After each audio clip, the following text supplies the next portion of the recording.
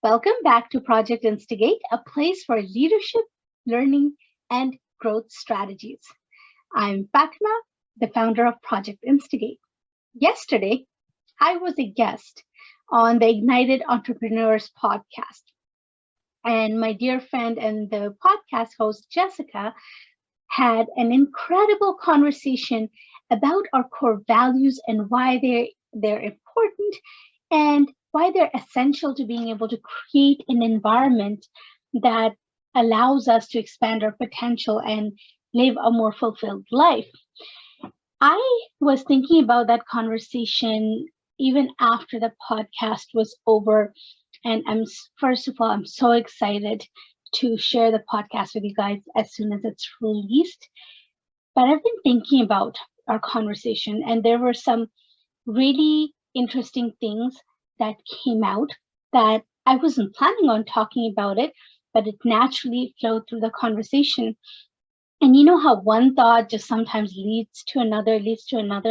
And all of a sudden, I found myself thinking about the idea of self-esteem today. How does one build self-esteem? And I find that on the internet, that the most traditional advice, I don't want to say the most traditional advice. I would say in the self-help industry, the most common advice I hear is building on successes, stacking successes, setting smaller goals, achieving them, then bigger goals, achieving them, and really stacking up successes on top of that. And that will build self-esteem. To me, I don't disagree with that. I think that building and stacking successes can definitely help with self-esteem, but I don't know that there is as direct of a correlation.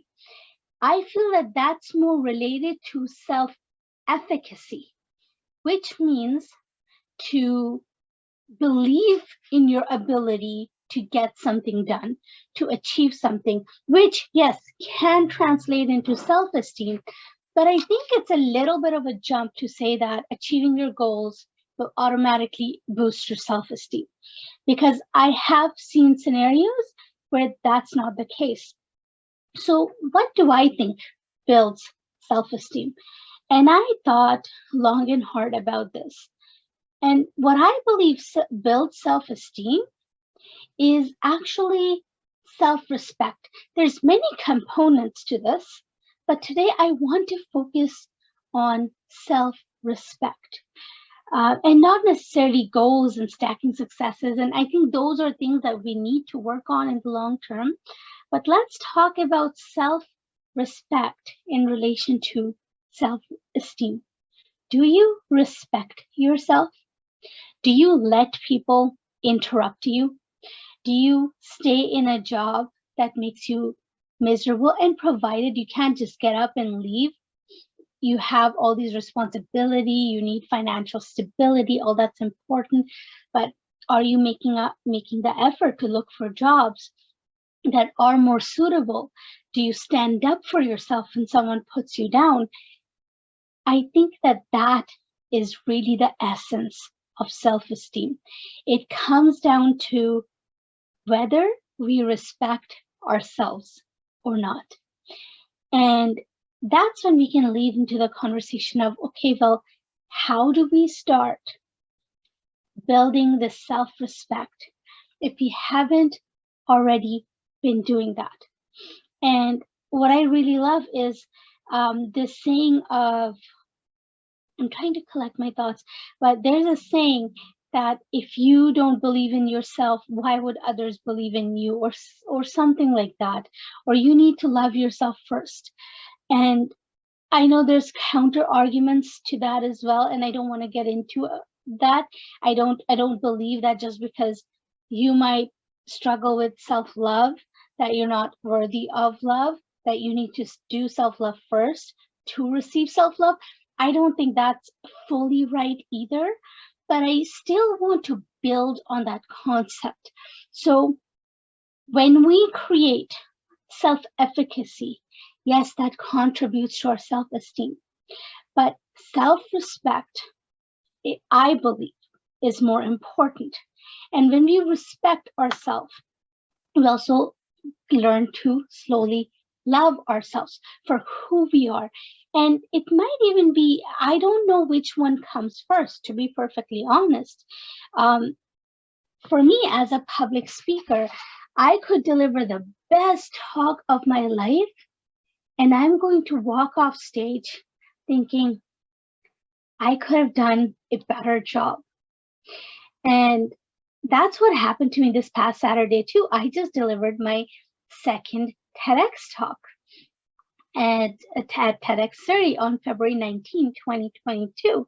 So I hope that by the time you watch this video, it will be released. I imagine if that would be in March. With that being said, I know this feeling of every single time I walk off the stage, I have this feeling of, did I actually really do my best? And I question that. And we are the biggest critics of ourselves. And it's funny because I had a few jokes in my talk and I was worried that no one's going to laugh. But I was really excited that my humor really landed and the audience really laughed, provided we had incredible audience. But my humor landed. And that in itself to me was a win. And then the applause at the end and everyone backstage being so excited. And I was just stuck in my head thinking, maybe I could have done this better or I could have done that better. And then I just stopped. And I stopped myself in that train of thought. And I thought back to working as a crisis intervention worker. And working around a disability support advocate, crisis intervention worker. This is what I used to do when I worked with individuals experiencing homelessness or at imminent risk of experiencing homelessness. And when you deal with people who are even struggling with sometimes mental health challenges or not, either way, you don't deny anyone their experience, right? And I find that that really translates into public speaking too. If I do a really good job, and then people tell me, oh my God, that was amazing, that was incredible. And I say, no, it wasn't. I didn't do my best. I made mistakes. I'm denying them their reality.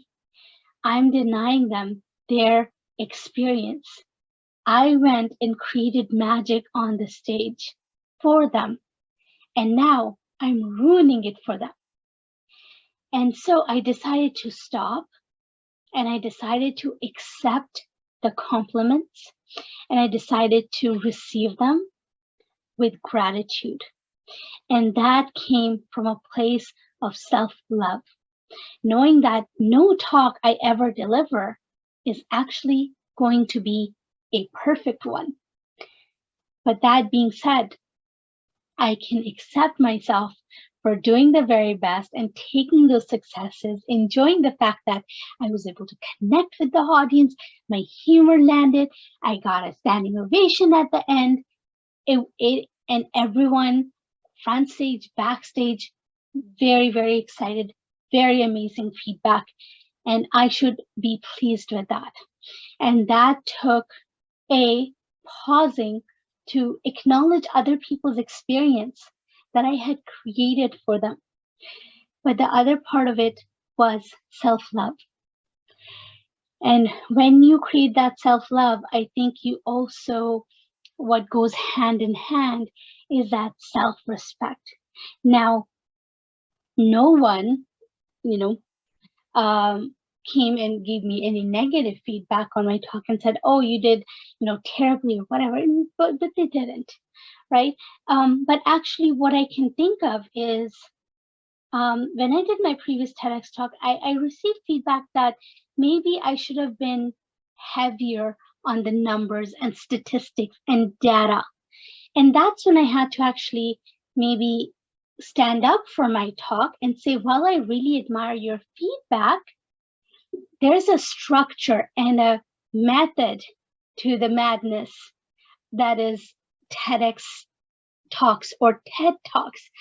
You could be an expert public speaker, but delivering a TED Talk or a TEDx Talk is a completely different ballgame.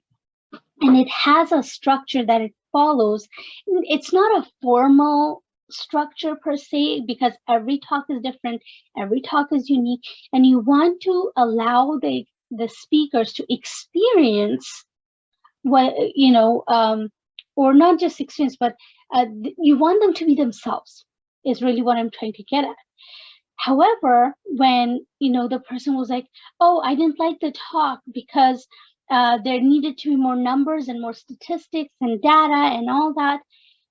And I said, well, that's great. And I understand some people are more numbers people. That's not the point of TEDx Talk. The point of TEDx Talk is to introduce either a new idea or a new perspective to the same idea, to create a shift in thinking. It's a brief but impactful and motivational talk.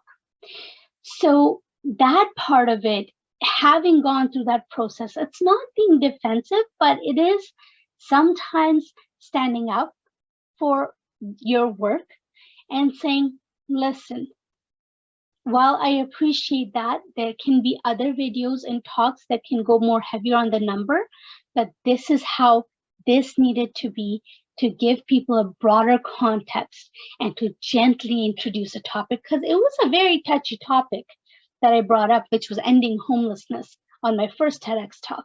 Second one, the more recent one, is on building a biotope or biotope leadership. So I'll make more videos about that. But whether people, quit their jobs because they feel disrespected or unappreciated, whether they don't let people cut them off in a respectful way. Of course, you always want to, you can stand up for yourself while being respectful.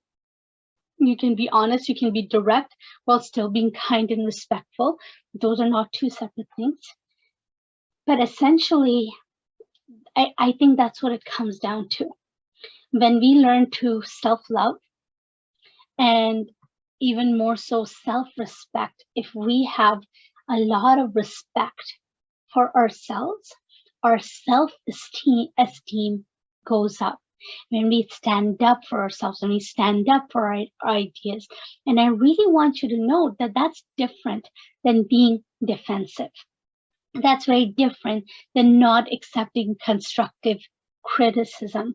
That's not what we're talking about here.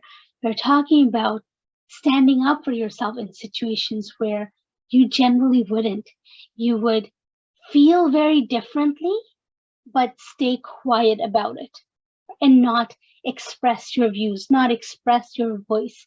And there are times where sometimes it's not worth it because your words will fall onto deaf ears.